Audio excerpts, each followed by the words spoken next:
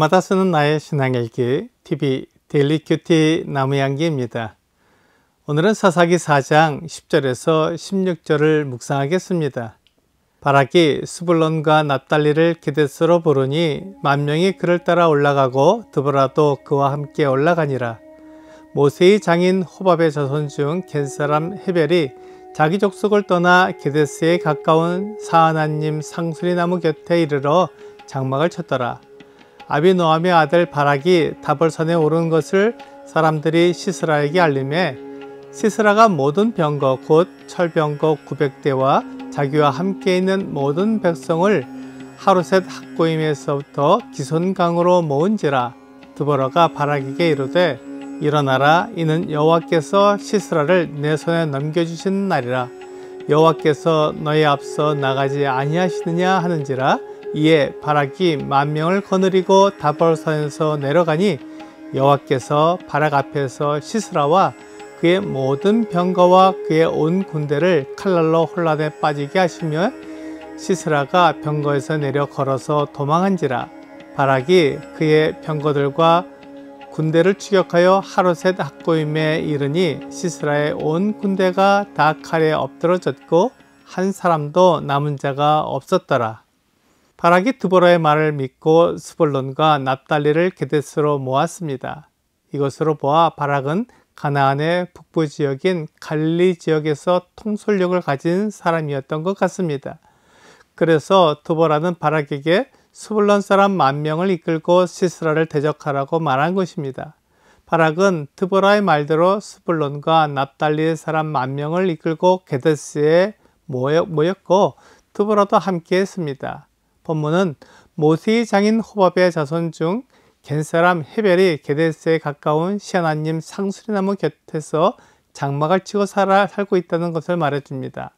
헤벨은 이스라엘과 가까운 겐사람이었지만 겐사람이 유다 지파와 함께하며 가나안 남쪽 지역에 머물고 있는 것과 달리 그는 자기 족속을 떠나 가나안 북쪽 갈릴리 지역으로 와서 장막을 치고 살았습니다. 더군다나 그는 이스라엘 사람들의 원수인 하솔왕 야빈과 가까이 지냈습니다. 사사기 4장 17절은 시스라가 걸어서 도망하여 겐사람 헤벨의 아내 야일의 장막에 이르렀으니 이는 하솔왕 야빈과 겐사람 헤벨의 집 사이에는 화평이 있음이라.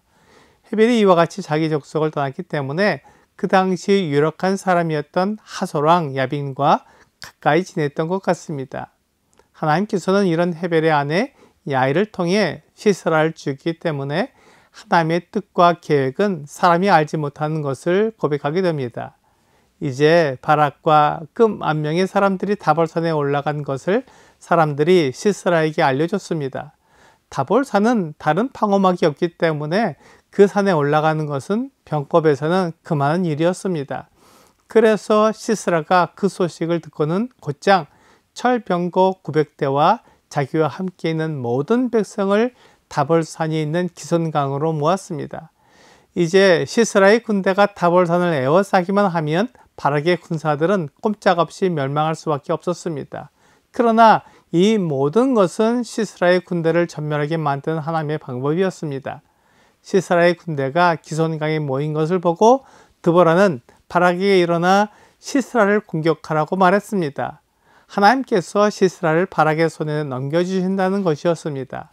바락은 그 말대로 하여 온 군대를 이끌고 다볼산에서 내려가자 시스라의 군대가 혼란에 빠졌습니다. 시스라가 병거에서 내려 걸어서 도망한 것을 보면 시스라의 철병거가 소용없게 된 것 같습니다. 사사기 5장 21절은 기손강은 그 무리를 표류시켰으니 이 기손강은 옛강이라. 내 영혼아 내가 힘 있는 자를 밟았도다 라고 말씀하고 있습니다. 아마도 겨울철 우기를 제외하고는 평소에 말라있던 기손강이었지만 시스라의 군대가 기손강에 모였을 때 기손강이 범람하여 시스라의 철병거가 진흙탕에서 움직이지 못하는 상황이 된 것 같습니다. 그렇기 때문에 시스라가 자신의 병거를 버리고 걸어서 도망한 것으로 보입니다. 이것은 하나님께서 시스라를 바락의 손에 넘겨주신 것입니다. 전쟁은 하나님께 속해 있습니다.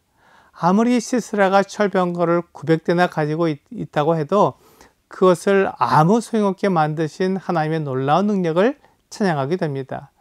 오히려 시스라가 바락 앞에서 도망한 것을 보면 철병거라는 무서운 무기보다 하나님께서 함께 하시는 것이 전쟁에서 더 강한 것을 보여줍니다. 이제 바락이 시스라의 군대를 추격하여 시스라의 온 군대가 다 칼에 엎드러졌고 한 사람도 남은 자가 없었습니다. 시스라가 철병거와 군대를 이끌고 기손강으로 올 때는 승리를 확신했을 것입니다. 바락과 그의 군대가 다볼산으로 올라갔다는 소식을 들을 때 바락이 어리석은 결정을 했다고 생각했을 것입니다. 마치 삼국지에 나오는 마속처럼 제갈량이 가정의 길목을 지키라고 했지만 마속은 제갈량의 전략을 어기고 자기 생각대로 진지를 산 위에 두었습니다. 결국 위나라의 군대가 산기슭을 포위한 채로 있자 마속의 군대는 식수와 신랑이 끊겨서 산에서 내려올 수밖에 없었고 위나라 장수 장압에게 대패하게 되었습니다. 이처럼 바락이 다볼산에 올라간 것은 시스라에게 좋은 기회였지만 하나님은 시스라의 군대를 기손강에 직결시키고 그들을 몰살시키는 계획을 가지셨습니다.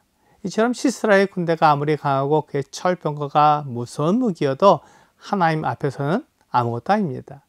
하나님이 함께 하시면 아무리 강한 군대도 이스라엘을 이길 수 없습니다. 바락은 드보라를 믿고 하나님이 그와 함께 하시는 것을 믿었습니다.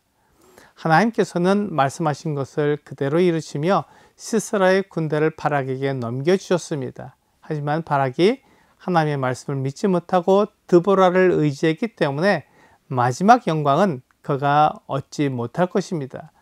그러나 시스라의 철병거가 하나님의 말씀에는 소용없다는 것을 보여주었기 때문에 하나님을 의지하는 것이 일당백의 능력을 나타내는 것을 알 수 있습니다. 오늘의 적용 질문을 보겠습니다. 오늘은 어떤 영적 싸움이 있습니까? 이 싸움에서 승리하기 위해 내가 갖춰야 할 것은 무엇일까요? 세상은 하나님이 없다고 말해줍니다. 하지만 성경은 하나님이 계시며 하나님의 말씀에 순종하는 것이 진정한 성공이라고 말해줍니다. 하나님의 말씀과 세상의 말 중에 어느 것을 따를 것인지 선택하는 것이 영적 싸움입니다. 오늘 세상의 헛된 가르침이 아니라 진리이신 하나님의 말씀을 따름으로 영적 싸움에서 승리하는 여러분과 제가 되기를 주 예수님의 이름으로 기도합니다.